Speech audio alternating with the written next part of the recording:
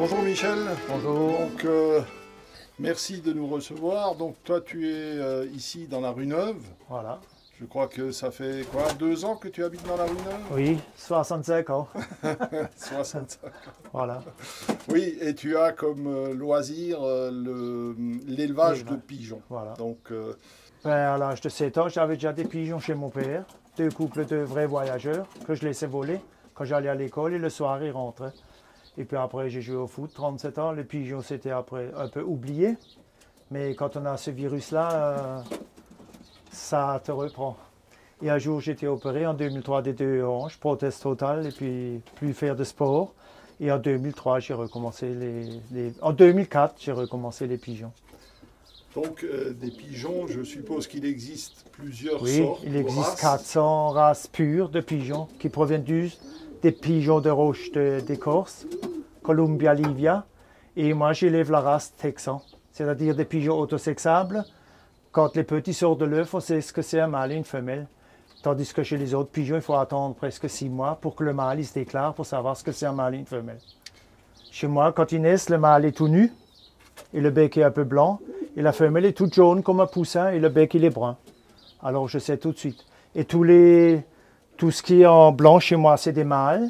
Et tout ce qui est en couleur noire, bleu barré, rouge cendré barré, c'est des femelles. Car dans cette race-là, les femelles n'ont pas le droit d'avoir des plumes blanches. Et dans les récessifs, vous en voyez sur les photos, rouge récessif, le mâle est saumon clair et la femelle foncée. Et c'est la même race, seulement c'est des rouges récessifs, qui n'existent pas encore trop longtemps. Et cette race a été faite au départ en Amérique pour production de chair, c'est-à-dire que pour manger. Et en 1980, en France, on a eu le droit de les exposer aux expositions. Parce qu'avant, c'était considéré comme un pigeon de chair. Il ressemblait au départ pas aussi beau que maintenant avec le standard. Il ressemblait plus à des pigeons un peu plus longs et un peu pas si gros. Donc c'est pas des pigeons voyageurs. Non, non, les pigeons voyageurs, c'est tout à fait autre chose. Ça, c'est des pigeons de course. Des fois, il y a beaucoup d'argent en jeu. Et puis, ça, nous, les petits amateurs, on ne s'intéresse pas trop à ça. Donc Michel, si je veux demain élever des pigeons, qu'est-ce qu'il faut que je fasse? D'abord, il faut acheter chez un éleveur des pigeons, un mâle et des femelles.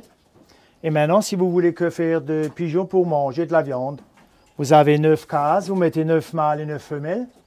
Ça se bagarre, chacun pour un nid, il appelle des femelles. Et on ne sait pas comment ça se goupille avec ces... Mais moi, je fais des mariages forcés. C'est-à-dire, j'ai des cases, toutes mes cases sont comme ça. Je dispose ça là, parce qu'on ne peut pas mettre tout de suite un mâle et une femelle ensemble, parce qu'ils se bagarrent. Alors je mets ça, le mâle d'un côté, la femelle de l'autre. Je ferme, je mets à manger, à boire. Et après 3-4 jours, quand ça se bécote et quand ça se couche, le mâle et la femelle, on est sûr qu'ils sont appareillés. Alors on peut enlever le truc au milieu. Et c'est là qu'on met un nid. Voilà, après l'accouplement, le cochage, il y aura des œufs quelques semaines après. Et quand les jeunes ont 10 jours, quand ils éclosent, on met un autre nid là, on les bague, et puis après, elles répondent dans le même nid. Voilà.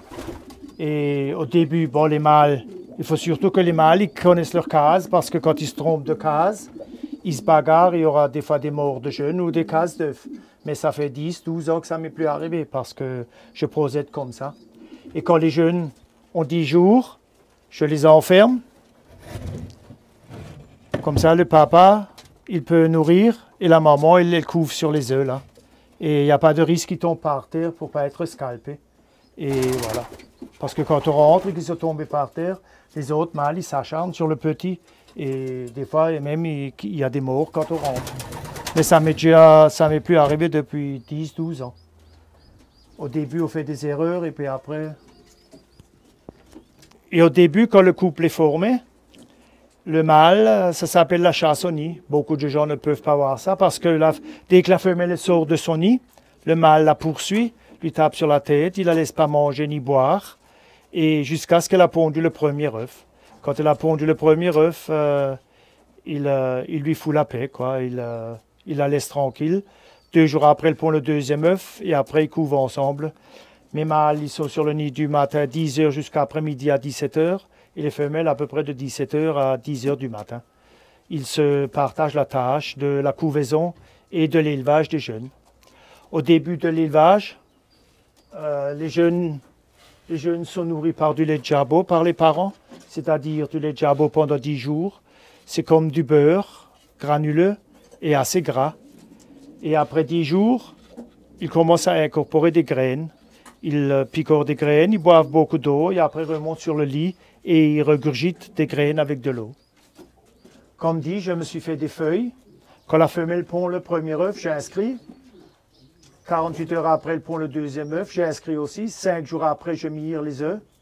Si c'est fécondé, il y a une tache noire avec des filaments rouges, c'est-à-dire qu'une araignée, c'est que c'est fécondé. Quand on voit à travers, comme dans de l'eau, c'est pas fécondé. Alors je laisse encore couver quelques jours et après je prends les œufs. Parce que les pigeons ont un calendrier dans la tête et si ce calendrier est un peu cassé, ils répondent trop tard. Et quand les œufs ne sont pas fécondés, je ne laisse pas couver trop longtemps car sinon je perds 18 jours. Et la femelle, quand je jette les œufs, la femelle, normalement, elle répond 10-12 jours après. La phase délicate pour sevrer des jeunes. Ceux-là, ils vont bientôt descendre du nid. Ils ont 25 jours. À 30 jours, ils descendront du nid. Et quand ils tombent du nid, ils seront scalpés. Alors il faut faire attention. À cause de ça, je me suis fait une cage de sevrage où je leur accroche à manger et à boire. Et les parents, le papa surtout, il peut encore nourrir à travers les barreaux.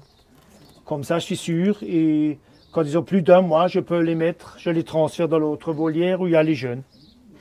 Mais ça, c'est la phase la plus délicate.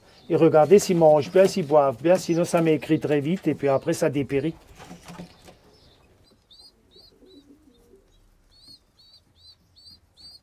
Bon, Michel, alors tu nous as expliqué que ce ne sont pas des pigeons voyageurs, mais moi j'aurais quand même une question. Comment ça se passe? Comment un pigeon voyageur arrive à porter un message et revenir à l'endroit du départ? Bon, les pigeons voyageurs, c'est un vaste sujet.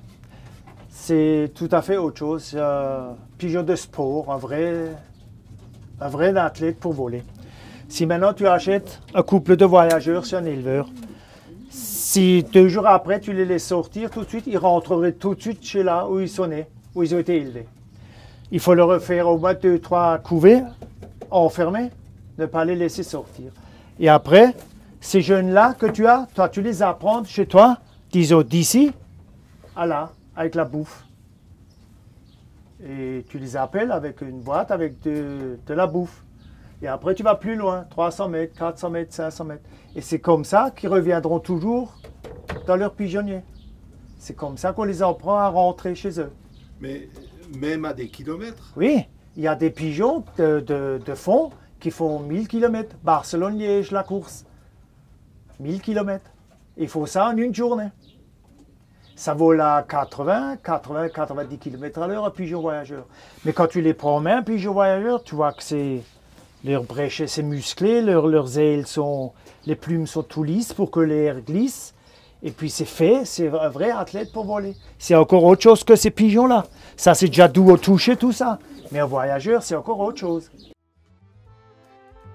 Petit pigeonneau né hier, femelle, bec brun et duvet jaune. Et bien nourri avec du lait de jabot. Son papa vient de nourrir. Et les pigeonneaux, on peut les prendre en main autant de fois qu'on veut. C'est pas un oiseau sauvage où il abandonne le nid.